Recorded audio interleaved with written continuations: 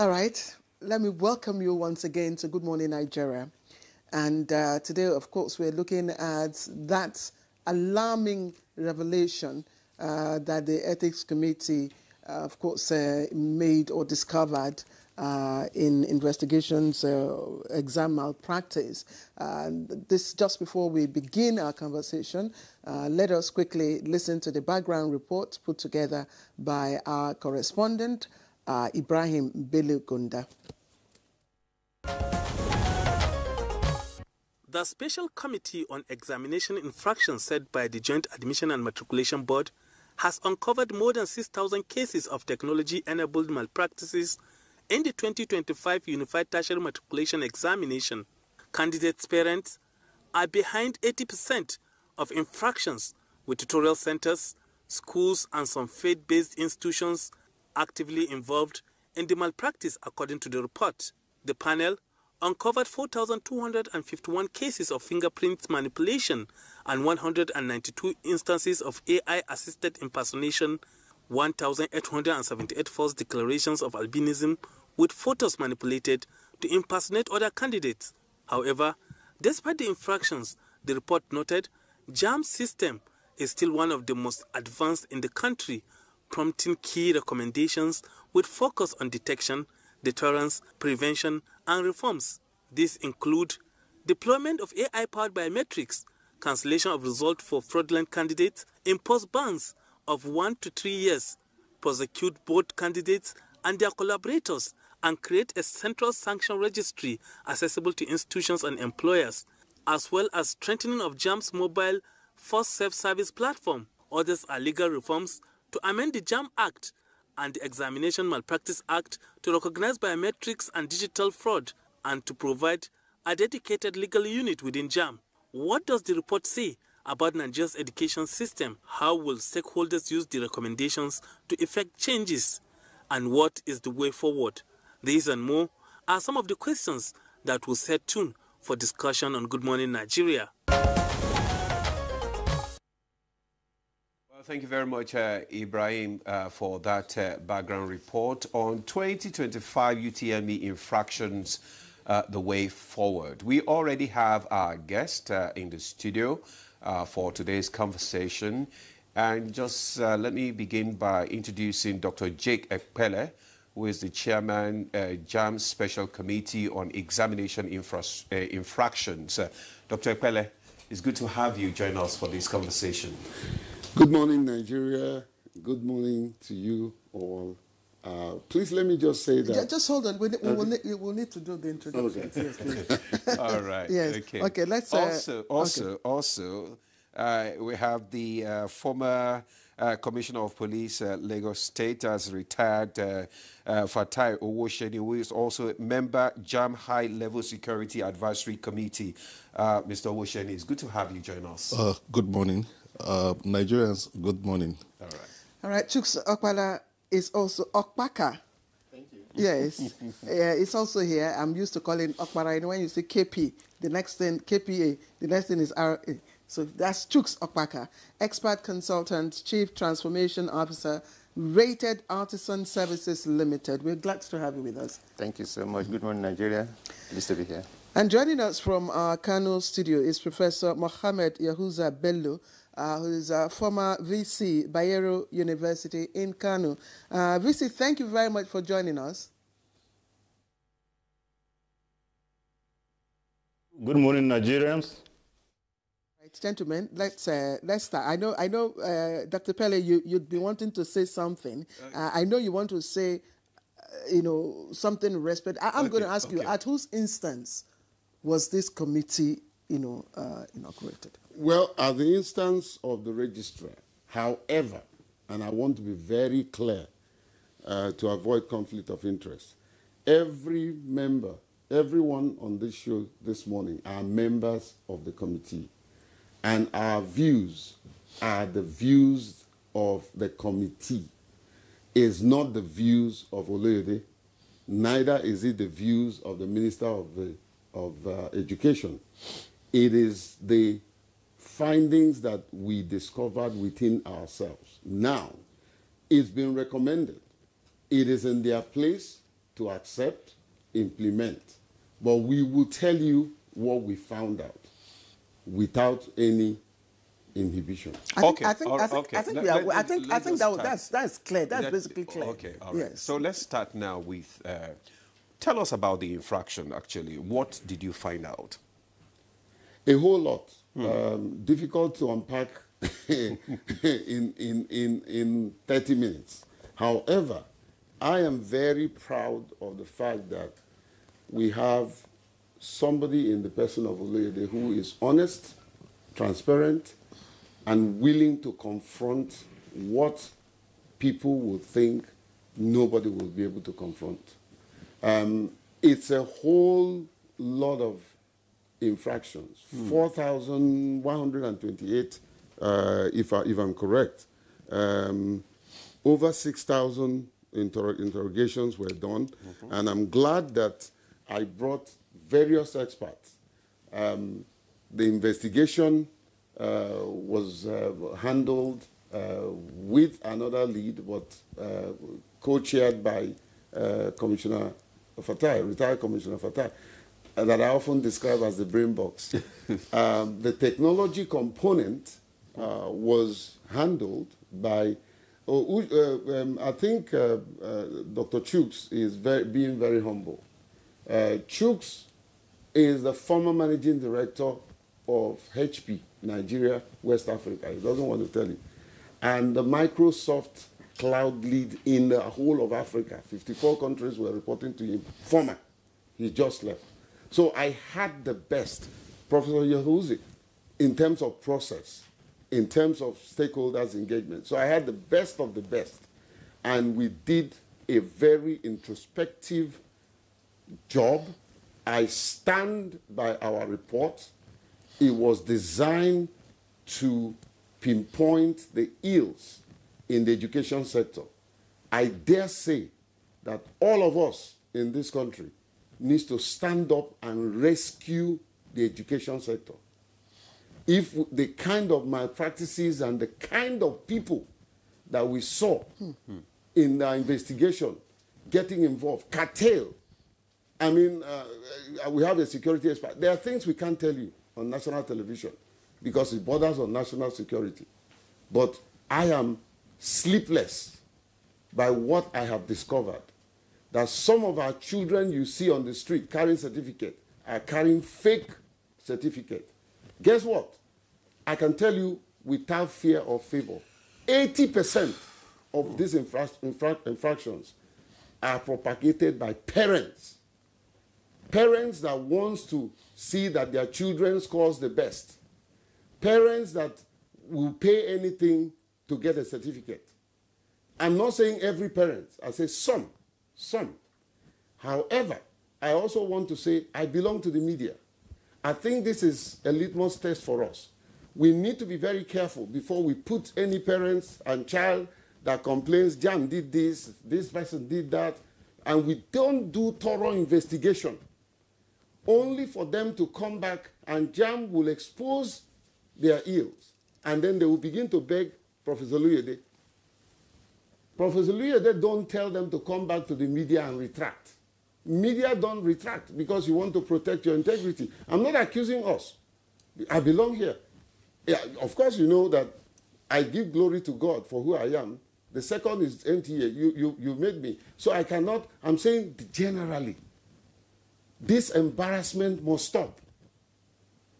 Okay, let's probe a little bit. I just like to know, let us look at the methodology, of investigation. And I'm just wondering if, the more than 4,000 cases that you cited, were all across the centers or some selected centers, and how were those suspicious, malpractices, how were they flagged?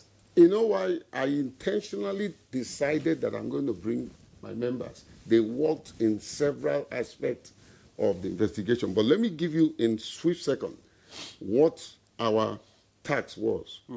One, to identify the method, patterns, tools, and technology used to perpetuate infraction. 2, review existing examination and regulation policies. 3, determine the culpability of the 6,458 suspected candidates. 4, recommend sanction where culpability was established. 5, propose a proactive framework for detection, deterrence, and prevention of future infractions. Number 6, consider and advise on other incidental issues. These were the task before us. The methodologies were multifaceted. We deployed technology, we interviewed and interrogated people, we ensure, including JAM staff, nobody was exempted. Okay. And I can tell you, the technologists will tell you, JAM has one of the best technology, if not in Africa, but in Nigeria. And I don't know how these people continue to either finger blend or muffle to get. And do you know what? Do you know the community that was used, which is a heart cry for me? Persons with albinism. We were the worst affected. Over 1,600 and something persons with albinism, 728 or thereabout, was used as fake impersonation. So it's a huge, like I said, I stand by this report. We did a thorough job. It was sleepless night for us. Fatai will be literally on air as he's jumping, he's joining the meeting. Everybody worked hard, and guess what? We made the deadline. I am proud of these individuals. I didn't do nothing. They are the one that did the job. Okay. Thank you very much, Mr. Akpele, for that. Okay, let's bring in Mr. Fatai Osheni now to tell us some of the findings of the committees. I mean, you just like what Dr. Akpele said, that a lot of things were uncovered. Tell us some of these fraud that were uncovered. Just like our chairman had said, a total of about 6,458 cases were flagged by JAMB. And for me personally, having been involved with JAMB things since 2020 after my retirement, I've seen it all along. It started with impersonation. Parents going to pay professional exam writers to come and write exams for their children. My name is Fatai Osheni. I've registered for JAMB. My parents or myself or my teacher will go and source for you. They will write my name as Owosheni He Fatai.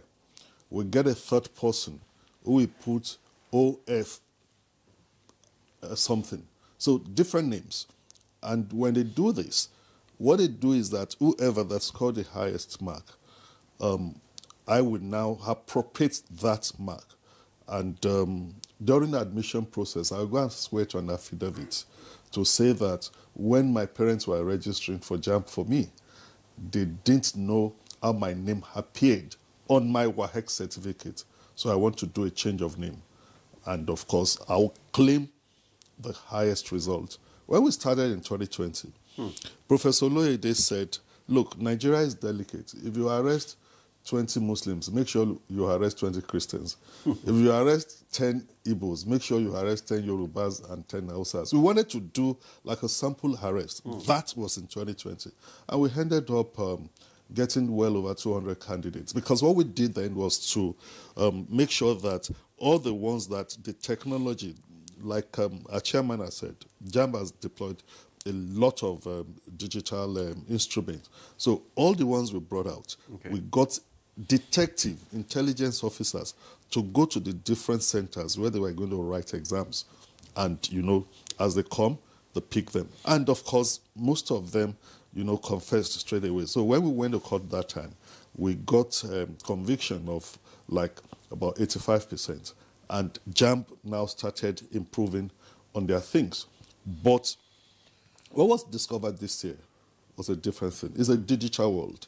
And if anyone is saying that you can't, you know, stop this kind of a thing, it's a lie. Because as you are taking a step in the digital world, the bad guys too are also moving ahead. JAMB has been doing that. So you now have a situation where in my life have not heard of image blending before.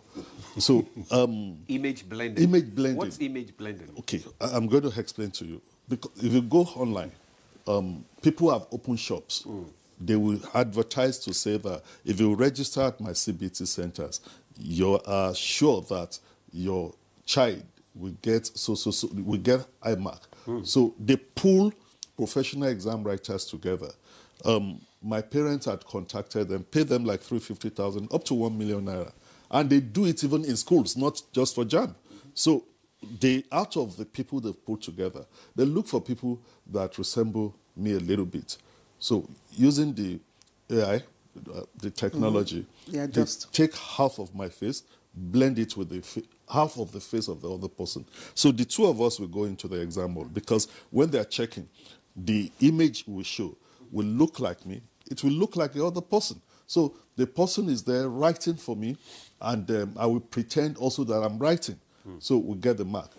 Just like the chairman has said, a lot of people use the albinism thing. That one, we had like 1,878 cases that they, activate albinism on the JAMB portal, and they go and look for the face of someone that have albinism to blend with their own, and of course go into the exam hall. But one of the major things, because we call those ones solicitors, one of the major things, again, that is frightening is when they now use the network system to create what is called like a strong room. This is my CBT center, accredited CBT center, that people have registered, they're coming to do exams here. They will now mirror this center in another room, which they call like a strong room. They will, like the network thing. So the guys that will write exams for people they've collected money for are in that strong room. So they would have told we that they collected money from, or their parents had paid money. When you get to the exam, we'll just be moving the mouse so that people will think, the invigilators will think that you're writing an exam, because JAMB have different layers, different groups of monitor. So the professional exam writers are in the strong room. Is computer-based. Yes. They are the one doing the exams. And, of course, it's just to click and submit. But meanwhile, I will pretend I'm doing the exam, moving my mouses. So there are those ones like that as well. And you have situation, people seeking direct entry. I know that we have like about 13 cases in court now that go and get a level certificate. There were 2 cases I will cite. One in Katsina. It's a lady who applied for direct entry. She has IJMB result, but she has never gone to any school to go and write exams. They just issue IJMB results. And when she was arrested, she said, "Oh, what are you disturbing me for? The person that did this for me, all the other my friends that he has done it for, they are already in 300 level in the university." So we extended the investigation. We also found out that the WAEC result she has, there was no school bearing the name that gave her WAEC certificate. The guy that was arrested in Abuja, the lawyer wrote to Professor Oloyede to say, "Look, don't destroy the life of this boy. He's just innocent." They didn't go to any school. They would just get contact. Because in the Katsina girls case, we arrested like about 9 persons. And, as we are arresting this, it's leading to another. There was one that we discovered in Ibadan, one acclaimed professor who collected money from candidates and said, "Look, we're going to get you into Adekunle Ajas University using Mufulani College of Education." And they collected money from them. They gave them a statement of result that they've completed their NCA. The letter of admission read June 2021. And the result, the NCA result, read December 2023. That is, they are saying that within 6 months, they've completed a 3-year NCE courses. So you have them like that. The highest number is the one that is, we call finger blending, 4,251 cases. And what do? You find out that in the candidate's registration, 5 of his or her would be there, 2 of yours, 1 of yours. You know, they blend the fingers together. And, how do they do that? I mean, 5 of this? You know, when you are registering, yes, the person registering you will ask you to put your fingerprint, but they do it in connivance with the CBT centers, who would have collected money from them. So the professional exam writers are standing by. So as I'm putting my 5, the person that they want to use amongst the people that will write will put his own. Computer will not reject it because they brought them his fingerprint. So on the exam day, it's those other people, because they know the one that JAMB will use in admitting them. So that's what they call finger blending. And we have a large number of candidates, but the one that is a little bit worrisome are the accredited CBT centers who employ people that we call registrants now, who want to get a higher number of people to be registered in order to collect big money from JAMB. So, and this is what they do. The last time the media was there, when the registrar invited those CBT center owners, because there were some cases where we found out that the registrant, that is the staff of CBT center, his finger appear in like about 500 candidates something. So all of them were invited by the registrar. The owners were invited as well. They've been sanctioning them. But you find out that as you move a step, they are moving 2 steps. The digital world, the anonymity behind it allows that. Thank you. It's a serious thing. It's a very, in fact, it's alarming. It's even more serious than we thought. It's alarming. We should widen this. WAEC needs to do theirs. NECO needs to do theirs. Yes. It's appalling. The universities need to come clean. Let's know what certificate are they offering to people. Is it fake? Are they duplicating it? It is appalling. That's Chooks, this kind of revelation will not go uncontested. I mean, Nigerians, we contest almost everything. There would be parents who would come to say, "Look, this is not so. This is incorrect," and begin to question your methodology and the technologies you use in arriving. That's why I want you to enlighten us more about the technology, tools that you used, you adopted in this investigation, and I'm just wondering, are there other methods of fraud? I mean, this is crazy. Thank you so much. I think Fatai did a lot of justice to what is going on. Clearly, from a technology point of view, how we started was to say, okay, let's review one of the terms of reference that Jake talked about. Let's review the registration processes today that JAMB is using. Let's evaluate and benchmark them against what is going on in other parts of the world. We reviewed the processes, the guidelines they are using today, and we compared to what's going on. We took some institutions in the UK, institutions in America, and that's because as far as JAMB is concerned, they're like the biggest with over 800 CBT centers. They're like the biggest examination body in Africa. Yeah. Okay, there's no place we can say, let's go to Kenya or let's go to Egypt to begin to benchmark. And from a technology point of view, we realize that, of course, even you have banks and we have telcos, we have different digital tools that we use today. Normally, when you sign on to any application that is cloud-based or whatever, then it will ask for your password. Okay. The next thing you want to provide is maybe put your fingerprint to authenticate that it is you, or somehow what we call multi-factor authentication, meaning that it's not just one area of identifying who you are. They want to use multiple areas to identify that you are actually the person. So JAMB has implemented this, okay, and have been working on it for a very long time. So when we compared from a technical point of view, from that point of view, with other institutions, JAMB was way ahead of the other examination bodies that we evaluated. When we also look at the back end, okay, to say, okay, where are the infractions actually happening? So you're talking about, okay, the whether it's finger blending, whether it's image morphing, how is this actually happening? Realize that technology is in place to support it, okay? But the connivance of those entrusted with the tool to say make it work, the system.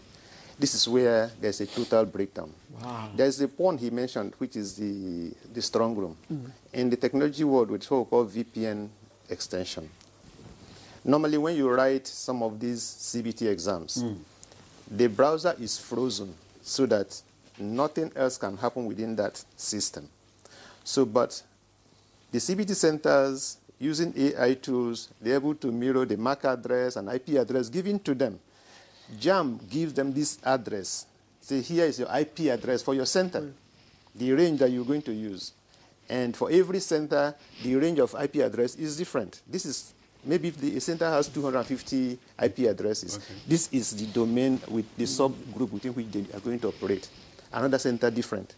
So these IP addresses are now being, like connivers with tech, using the AI tools and other, they connive with people, and then they're able to develop another center and use what we call VPN extension. So, like a virtual private network, you replicate the entire center. Oh, yeah? And then people can stay out there and be clicking. Someone in the examination room is just there. Once in a while, just move the mouse. And this is happening in Nigeria? This is happening in Nigeria. In the exam? In exam hall. So maybe I can chip in. Yeah.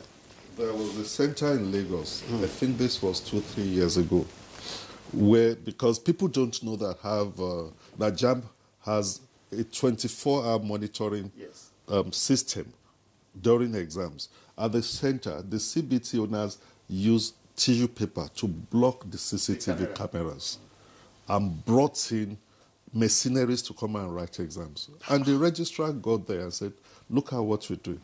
There was a center in Antony then too, where the owner of the CBT centers brought his children in with their telephone. You are not supposed to enter the exam hall with telephone. They were now using the telephone to snap the question papers. So the owner will now sell he will compile it and say, I have JAMB past question papers. There was a situation where a father went to write for his daughter. The media probably didn't make noise about it. He was arrested. It took 2 years for us to get conviction. And he stood by it. And again, some of the tools, look at the case in Anambra. If not that JAMB has all what it takes, when that lady said she scored the highest mark. Yeah. They go to business centers. In one of the cases that we handled, because we did what we call stakeholders engagement, we did random sampling to interrogate some of the candidates. And in one of the cases, a father has said, and of course, I think he said he's a professor, a lecturer somewhere, a father has said, my son scored 200. Meanwhile, the boy scored 198. And he went onto the social media to say JAMB want to destroy his child. But at the end of the day, the JAMB has the technology. How that boy go to the business center to add 2 to the figures, making his father to believe that he scored 200. And parents will come out to come and fight JAMB to say, look, this is what happened. In Lagos, the same thing happened, where a child has gone to business center to go and add marks. But the JAMB has such the tools with which they can say, okay, this is the actual number. That is how sad this is. Okay. And of course, there are even duplication of NIA now. Exactly. Yeah, What Nigerians Nigerians don't know, NIMSI 2 needs to upgrade. JAMB has been trying to work with NIMSI. Some people have 2 NIA numbers. Okay, we'll get more on that, but you can conclude your thoughts. Yes, I just wanted to pinpoint the area he was coming into, just the duplicate of identity. Because what JAMB has done also is to maybe somehow depend on NIMSI. By policy, by law, if you want to know who a person is, with NIN number, you will say, this is this person. But where this, at the moment, we have come to realize that someone can have 2 NIN. I think this is a big disaster okay, for us as a nation. It's a big disaster. So that no agency can actually depend on NIN itself for identification of people. So JAMB, now decided to build their own system, take the NIN, build their own system, now capture fingerprints, the 10 fingerprints, okay, are captured by JAMB. Still to see how it's accessible for the people, so that any of the fingers that you come in that day of the examination, they can actually clock you in. Chooks, let's quickly put you on hold. Yes, and bring in your user. Yes, Professor Bello, who is also a member of the committee. And Professor Bello, I mean, a lot of revelations have been made here, and it's really, really very worrisome. Can you just tell us, what do you think are the factors that contributed to these infractions?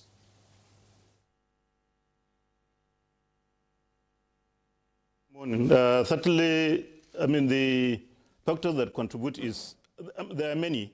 One of them is our overemphasis on paper qualification. Then secondly, our value system has gone down, that people want to succeed at all costs.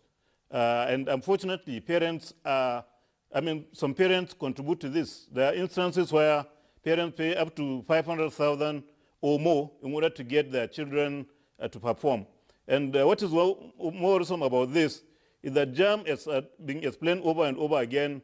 Over the years, JAM has invested a lot in technology in order to safeguard the sanctity of its examination. And indeed, it is these improvements that's bringing out these new ways. Initially, people were doing impersonation. JAM blocked that one.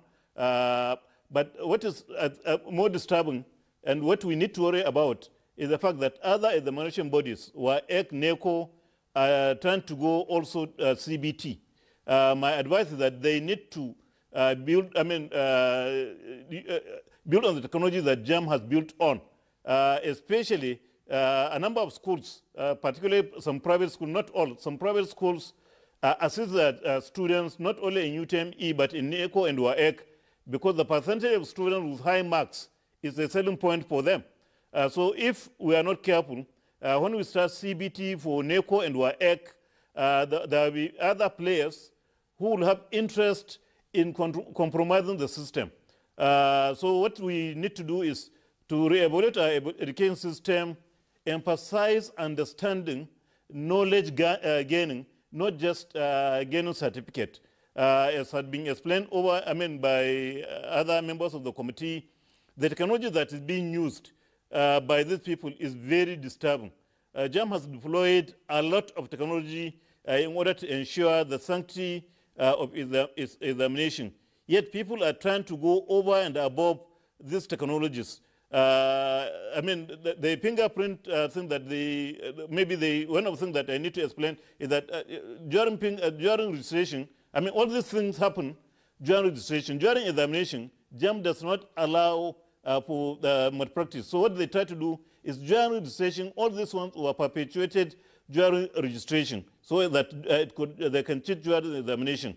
The fingerprinting, if somebody wants to impersonate another person, the CBT operator will connive with them so that the fingerprint of more than one person would be taken to represent the candidate. During the examination, just any one finger will admit the candidate. So the impersonator will use his fingerprint and will have access to the examination hall at that particular candidate. When this is combined with the image mapping, where as CP Patel has indicated, the pictures of two people will be moved together, and it will look like any one of them. Any of the person who goes there will be taken as the person who has that particular picture. So these are things that are very advanced, and I hope that WAEC and NECO and other examination bodies will capitalize on what JAM has done, so that they can take advantage of that and build of that. Because when CBT start for WAEC and NECO, that we have to assume that much more would be done. UTME is only for shortlisting candidates for admission. WAEC and NECO are permanent certificates that are held by all the candidates throughout life. So they will do everything possible to ensure that they have this. You have so many centers all over town indicating that assuring you training centers from F9 to A1 in 3 months. I mean, in every street in Nigeria, you find these magic centers saying that if you are a candidate, your student is very poor, is an F9 student in whatever subject, you register register that particular candidate with them. In 3 months, he's going to get A1. There is no educational system that will train somebody from F9 to A1 in 6 months, not even 3 months, not even in a year. So many things are going behind the scene, and unfortunately, it is affecting our education system.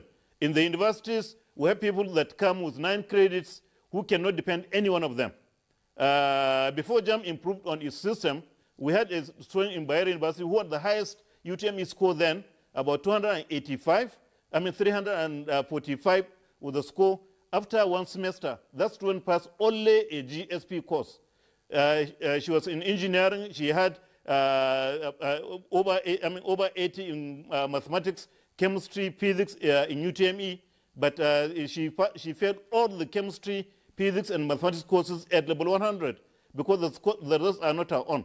That it is happening with many others. The UTME is now much more improved, more reliable, but the O-level results, NECO results, are not reliable. There are many people with straight A's, A1 in their subjects who cannot depend those results. So, all right. Thank you, Professor Bello. Thank you for all the points that you have raised. And please, again, would like you to join the conversation. I mean, this is a matter that affects everybody, and it's even much more than Demola and I thought earlier on. I mean, Demola was asking how many times I did JAM, and I said I did JAM twice. I did 4 times. He did 4 times. I couldn't get in even with my direct entry application. I know at that time. Yes, at that time. We were scoring 200, 220. You know, I couldn't. And we couldn't even get into a university. What I did at the time, we used to have exam success. Yeah. You know, somewhere on Nikban. I had to go and enroll go there. in exam success, and I did JAM. But come back to the studio, Dr. Epele. Prof said 2 things. First of all, what is driving this craze? He had talked about the overemphasis on paper, qualification. But I know that currently a lot is being done to even de-emphasize, importance of paper certificate. A lot states and even federal government are coming up with skills and vocational training. Even in the curriculum is being embedded. That is one issue. I like for you to speak on that. And then, usually JAM is vilified. Even, I mean, you saw what happened last. Does this vindicate JAM as a body? Let me start with again, I'm speaking as a member of the committee and one who led it. There's no system that is perfect. There's no institution that is perfect. In terms of our interrogation of JAM, which we did thoroughly, I can tell you that we couldn't find anything. We couldn't find an internal sabotage. I mean, Commissioner Fatah is here, and they've been doing even more work before us. I couldn't. Oluyede is very thorough and over-principled. Throughout this exercise, he refused to take my call. He didn't want to get involved. And this is the first time a government official is choosing a civil society. I was the least qualified among all these are very, I think we had four vice chancellors. That's true. You understand? So these are very highly intellectual individuals. Now, back to your question. All this so-called establishing this, that they are paying lip service to it. There is no intentionality to implement some of these skill, this, skill, that. There's no intent. I'm speaking as Jake, not as chairman now. Yeah, because you asked me a question outside my committee. They need to be serious. They need to be intentional. They need to vote funds to run those skills to run those this thing productively. They need to also leave this issue of you're from the north, you're from the south, therefore you will get in. We need to be serious. Let people who are qualified to get into such institution, let them get I don't care where they come from. But this contradicts the principle of federal character. Federal character does not promote mediocrity. Federal character shouldn't promote mediocrity.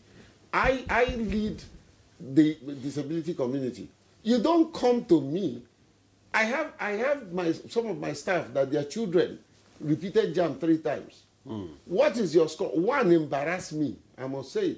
Took me to a vice chancellor. Of course, God has given me little access. And we went. What happened? What's the cutoff mark? Oh, the cutoff mark is right. At the end of the day, when I discovered the cutoff mark didn't meet, I was ashamed. I knelt down and begged the judge. I said, my friend, out of this office. Go and retake JAM. My own cousins, I have told them to go and retake JAM. Now, there's something we raised, and there was one very important recommendation we made, which I think if it's implemented, it will solve this. We call it detection. Deploy AI biometric anomaly detection, dual verification system, real-time monitoring, and a national examination security operation center. There is no point. I want to believe that there can be a national examination center that JAM can use, WAEC can use, NECO can use, and we invest all these resources we are depleting and buying a technology that is not adaptable. Let's put all these funds and create a system, one system that everybody can use, and we'll be proud of it. We are chunking out not even half-baked graduates, non-graduates, people that didn't go to school carrying certificates. CP Owosheni, yeah, and please take it. How is it that someone is able to have 2 names? You know, you mentioned this federal character thing. No one is against it. And of course, the education has to start from even what they call cutoff points. A lot of people are ignorant about it. They'll say JAM has set cutoff points. No. I have attended like about 4 or 5 policy meetings of JAM. What they meant by cutoff point is the individual universities that say, okay, this is the lowest I can take. They put it to vote among all the vice chancellors, and they agreed. The last policy meeting, the Minister of Education said, look, it's like we are deteriorating. Out of a total of 400 marks, universities are coming up to say, oh, we can take as low as 100. And when the minister said, is this not embarrassing, that you are saying you can take 100 marks for a 400 total, and most of the private universities are, you know, on top of that because it's just all about making money. Then you talk of federal character. I have lived all my life in Kano. My children schooled in Kano. And now he or she wants to write exam.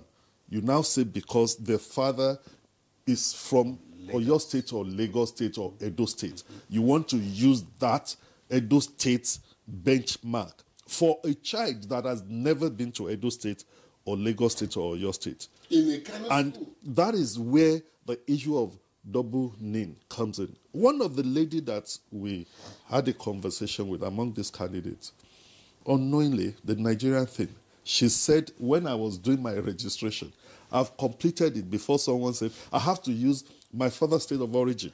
So she went to a nearby kiosk in order to go and do whatever so that they would do another name for him in the state of origin of her father, which is Osun State. But she has never been to Osun State. So that is where all these things come in. And there are ready tools for that. And when you now look at it, let's go back to the basics. yes, adults are here. In the days when we were in secondary schools, if we want to register for Almighty WAEC or whatever, it's our school that will register. We take our WAEC in our schools. But you now have a situation, go and do a research, where a secondary school has 100 students in SS3. When they are registering for WAEC, only 10 or 20 register in that school. Parents will say that they've registered their children at special centers. What do these special centers do? That is where they have professional exam writers writing WAEC for them. All the state government, the Ministry of Education has to probably tackle it from there. How do you have 100 students in SS3 and they want to write WAEC? Only 20 registered to write their WAEC in that school. 80, their parents have gone to, special centers, remote areas where they have people that will write exams for them. So we have to tackle it from there. And like the chairman said, I have been involved. We've done quite a number of prosecution. But as you prosecute, one thing that I will emphasize is that whether anybody likes it or not, and I will say it, anybody can read meaning to it. They will say that our security and law enforcement agencies, they are this, they are that. No, we have very good people. I haven't been involved with JAMB since late 2019. Okay. We have a sort of, working relationship that cut across. The Police Intelligence Department, the IG has supported, the SSS, the ICPC, then the Police Cybercrime Unit. One of the major hindrances is that it is very expensive to investigate and prosecute. I just like to. Sorry, you continue. I just like to.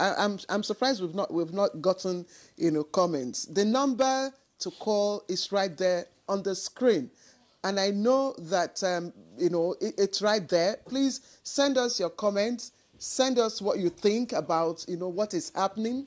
Are you alarmed? Are you a parent? We'd like to hear what you think about all of this. Please, parents need to show interest. So we have all these bodies come together. There was a case we started in Abuja, and at the last count, that case took us to Kogi, Taraba, Edo State, Lagos State. And who funds this? JAMB has to release money for the detectives to travel here and there to get accommodation for them. When you are now prosecuting, like the case we have in Anambra, JAMB has to look for fund to sponsor the investigating police officers to get witnesses together. You get to court, it has been adjourned.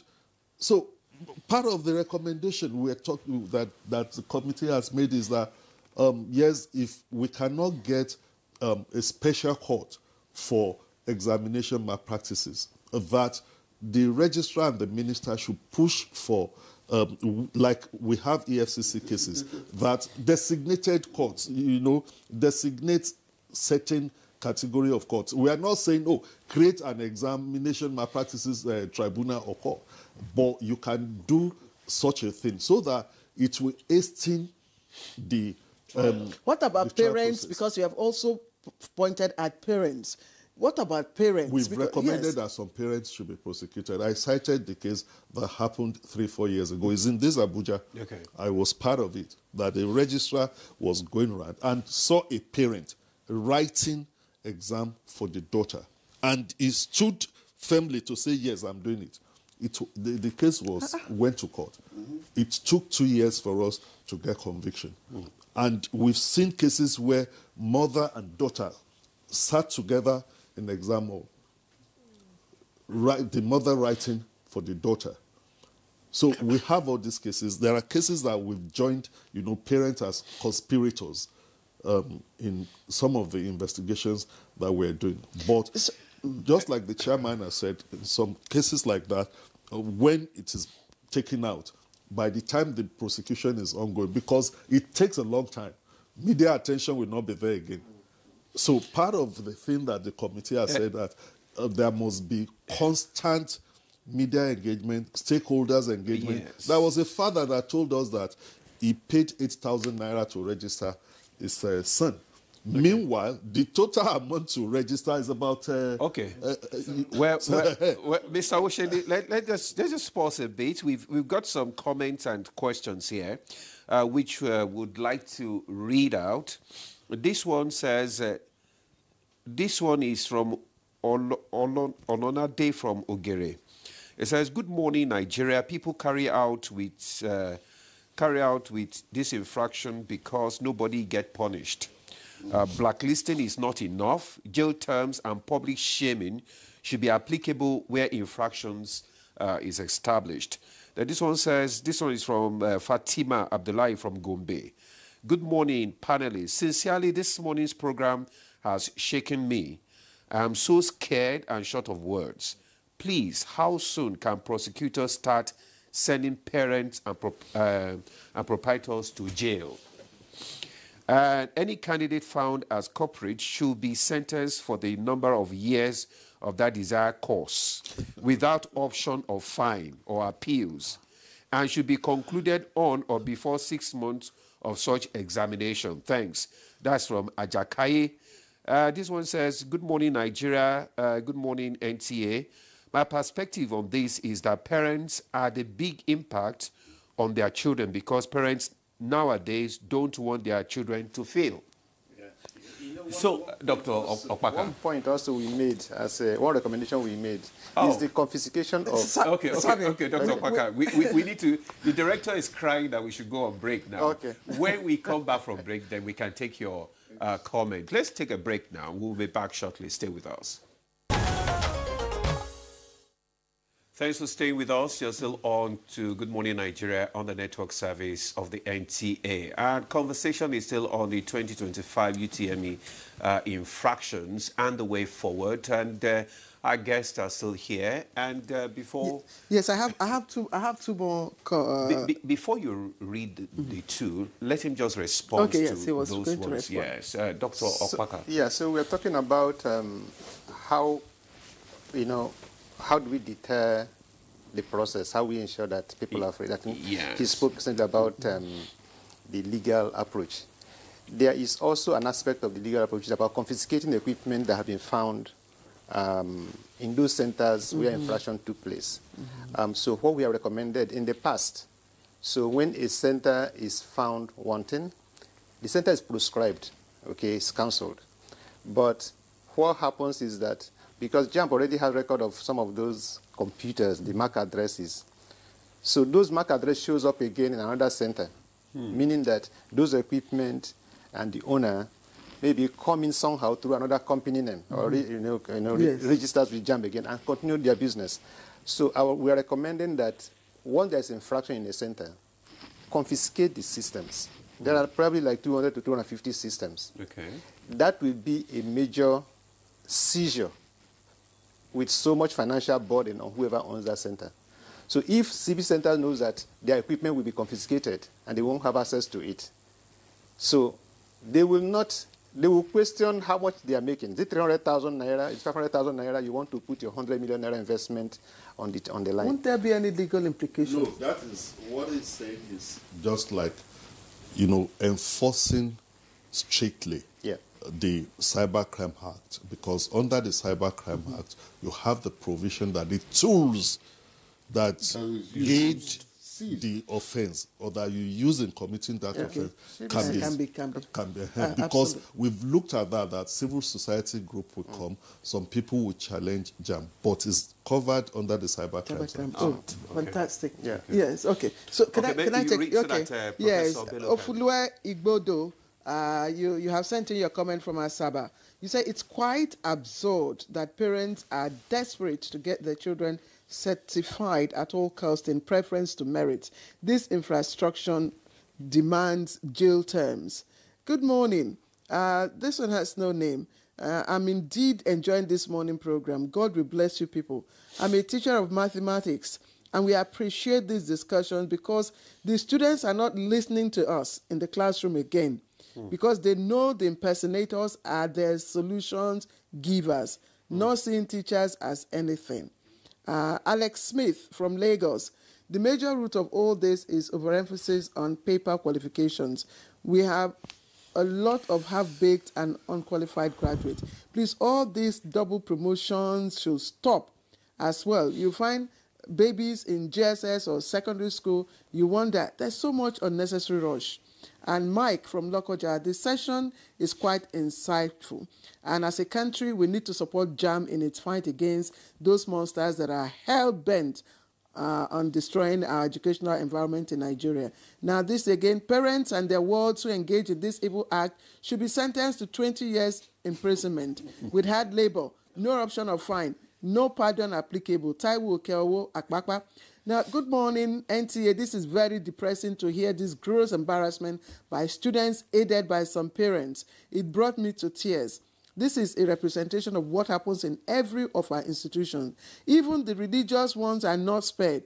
We have to devise ways of instituting discipline in every sphere of our lives, and punitive measures should religiously established and implemented. This is from Dr. Afebua Azari, Afebua Dalhad in Azari. Wow. Let me quickly point out something. I think the chairman is there, and the very senior people, like you said, we have like about 4 or 5 professors, people from that, someone that represents the private school owners. And yes, part of the thing they've recommended is that, you know, we've recognized that we must also put preventive measures in place.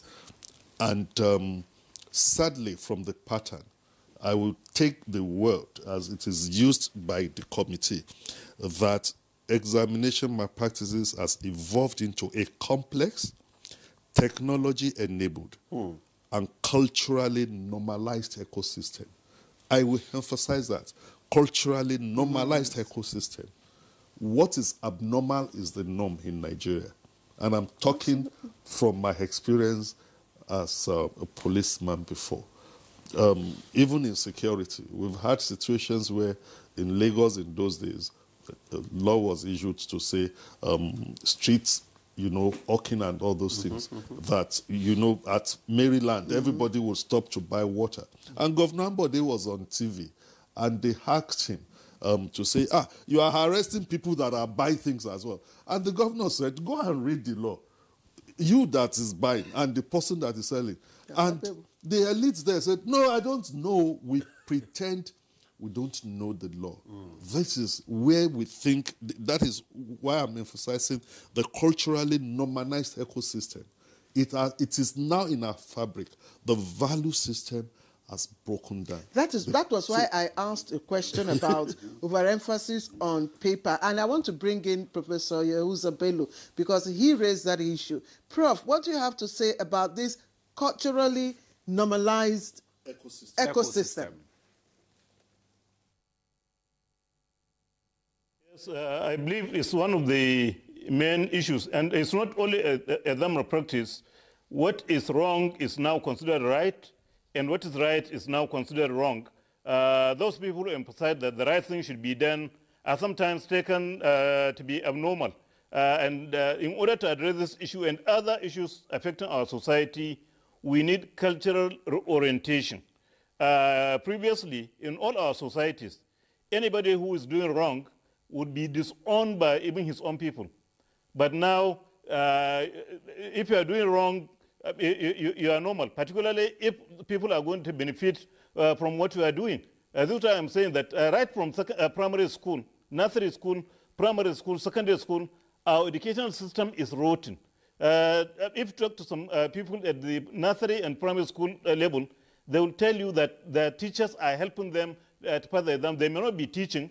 The teacher may be there only occasionally, but during examination, they will make sure that the student pass, even if they don't have any knowledge. And it's not just our educational system, it is our society, that this normalization of something wrong is eating into the fabrics of our society. And it is, the educational system is not, being exempted from this.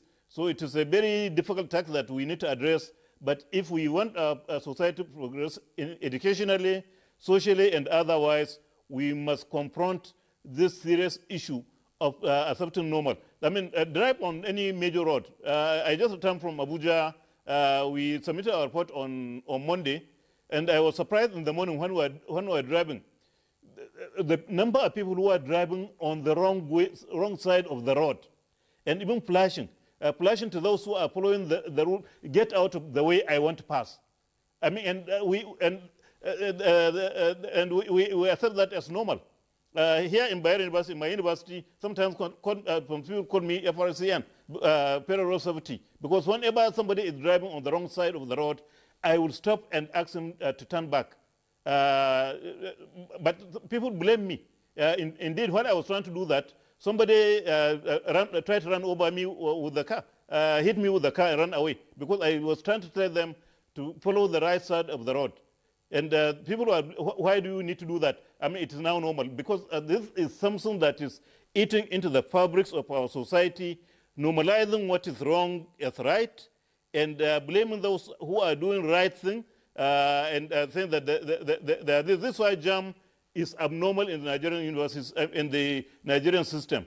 Although they had made JAM to work, JAM is doing the right thing. As I said, before he came, impersonation was very rampant. JAM scores were not acceptable by many institutions. Institutions used to do post UTME. Virtually every university used to do post UTME, because somebody would score 350 in UTME, give him the same examination in the university level under control condition, the person will not score 150. But right now, many universities have started doing post UTME, because JAM examination, UTME examination has become more reliable because of the controls that have been put in place. And this is why I want to repeat what I said earlier, that knowing what is going on at secondary schools, primary schools, that WAEC and NECO are going into CBT is a good development.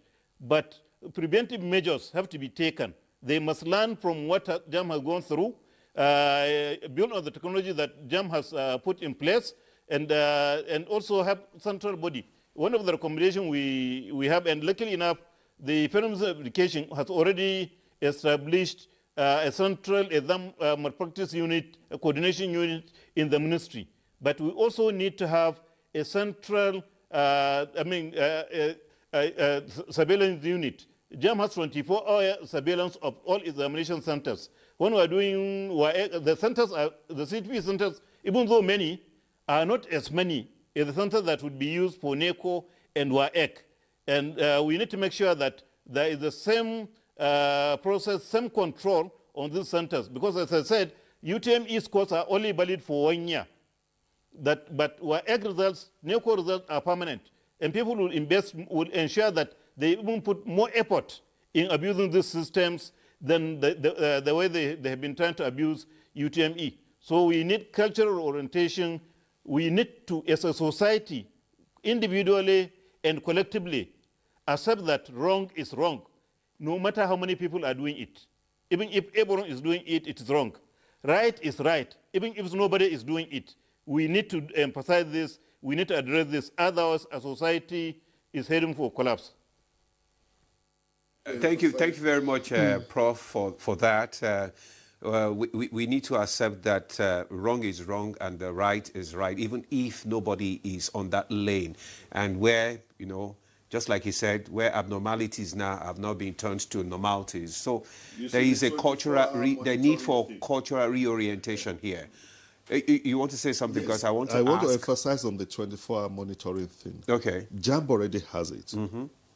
Actually, JAMB has, put a whole lot of human and material resources together in their ITS section. But what the committee is saying is that strengthen it, get other agencies, make it a multi-agency thing, but it should still be domiciled within JAMB. It's like having a drone system within the digital space, because JAMB has people that monitor the digital space, all those people that advertise to say, oh, I can do this, I can do that. But we're now saying, if you strengthen it, get the office of the NSA involved, all the security people, that 24-hour surveillance of that online space, so that when you see someone putting online to say that I'm a specialist, I can make magic to turn your child that is scoring F9 to get A1 in 3 months, before you go after him, first shut it down.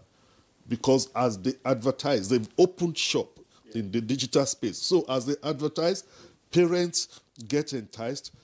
Students who parents have money and are not literate, they will go and say, Daddy, they say if I do this, I will. All right. Okay. Shut down the. Shut down because that of and time go after now. them. Because of time, we're running out of time. On the orientation that you talked about. Yes, because we're looking for a way forward. A now. way forward, yeah. It Yes. was one of our recommendations, and I'll read verbatim. Cultural reorientation, launch a nationwide integrity-first campaign, embedded ethics into curricula, and enforce parental accountability. I must say that even though Commissioner is not a media person, that was one area he emphasized and all of us emphasized, and I personally said it's time for, and I discovered that JAM has advertising agencies that they have signed on, PR firms, Is there any way we can strengthen them since they have gone through all the due process and all that? And guess what? If they are not doing well, fire them. Yeah. I don't hire if I cannot fire. I have 29 staff. There are some of them that have not worked for me some have worked for me for 20 years. Others have not worked for me up to 3 months, and I fire them. Dr. Pele, we have more questions, more comments. This is from Umar from Kaduna. Today's discussion has enlightened me, and I believe many Nigerians, on the extent of the decay in our educational system. JAM is fantastically doing well, and I urge other examination institutions to do the same. This is the boss, Jimmy. Sincerely, I truly appreciate JAM for the efficiency in the fight against examination malpractices. But the question is, why is it difficult for JAM to release students' results at the point of submission, just like CBT practices? I believe this will reduce drastically the issue of hacking and other forms of manipulations. And then this is from Engineer Obong Maxwell from Port Harcourt. NTA, you are doing a good job. Let us look into the process of having admission in universities. Most universities have monetized admission processes by making UTME examination too difficult for students so they can get money from parents. This might be the reason why parents go to the extra mile for their children to score high JAM score. And then this is from Ifeanyi Enugu. This is a wonderful discussion. Our parents should start imbibing right morals into our children, especially using the word of God or Allah. Without that, the future of our children or even Nigeria will be rubbished. And finally, this is from Abbas Abubakar Saad from Jalingo in Taraba State. JAM needs to take serious action on this issue in order to reduce it to the barest minimum. Okay, let's get Dr. Okpaka to respond to some of these comments. Yes, in 60 seconds so that we can... So yes. I think it's, like we said, it's multifaceted, okay? So I think for us, way forward. So we're asking that, if possible, on those biometric authentication, can they include iris, okay, which is the eyes? Can they include palm reading? Okay, these are specific things that can only identify you and you alone. Okay. So that is one area we are looking at, we've recommended. Of course, for every recommendation we put out there, there's always the burden from a financial point of view because it costs money to have those technology in place. If they're able to do this approach we're talking about now, then the blending and morphing will be done away with completely, and we know that. Yes. What about the other exam room? No, that wouldn't be. Again, with AI, what we're saying also with AI, they need to also adopt AI, because some of these people are using AI technology. It's important that if you want to solve AI-related issue or AI-generated issue, you also need to be ahead of them. You need to use AI. So with AI, they can also identify those issues, because we are looking at one fundamental question when we were interrogating the JAM team was, at what point did you discover a fault? Is it at the point of registration? If at the point of registration, did you have to go ahead to release those candidates to go and write the exam, or you stop them from writing the exam? Okay. If it's after the exam, that kind of, I think with AI, as registration is ongoing, errors, mistakes, fault, infractions can be spotted on the spot. Okay, thank you very much. Let's go to Professor Bello now. Let's get your parting shot as we round up this conversation. The way forward. 60 seconds. Yes, I want to comment on all the issues that was raised, that why doesn't JAM release the results immediately? Normally, in any exam, you have to have this analysis. They do analysis after the examinations, and some of this that are flagged up, JAM has to investigate before releasing results. If results are released immediately after submission, then there is a limit to what can be done. So I think that JAM is doing a lot, but we as a society, we shall not treat JAM as an isolated oasis in a desert. We need to support JAM by doing the right thing, by, as parents, as teachers, we shall inculcate the right culture, the right ethics into our children, into our students. If this is not done at the home and at the school, there's little JAM or any other body can do. All right, thank you. Okay, Mr. Wosheni, your parting shot. Your parting shot. We can say will help us is based on the lessons learned by the security and law enforcement agencies that are handling these cases and the pressure from the registrar. Aptly enough, it was announced during the JAM last policy meeting what they call a central examination malpractices unit, a multi-agency thing, has been established in the Ministry of Education, and the permanent secretary, Ministry of Education, is the chairman of that Central Examination Malpractice Unit. So JAM is collaborating, and the committee has recognized that to say that that should be strengthened. Just 30 seconds. 30 seconds. I think I need to zero in. Anybody that wants to falsify albinism, albinism is defined by two things: ocular, oculocutaneous. Ocular is that your hair may be black, but your eyes is affected. Dr. Pele, thank you. And if you're looking for a person with albinism, I am one, and I'm proud to be one. All right, I'd like to thank everyone. Chooks, thank you very much. CP Awosheni, thank you. Dr. Pele, thank you. And Professor Bello, thank you so much for all of this. And we thank you too for sending in your comments and making this an interesting conversation. I am Claire Adelabu Abdulrazak. Thank you for watching. And I'm Ademola Ade. Do have a lovely day.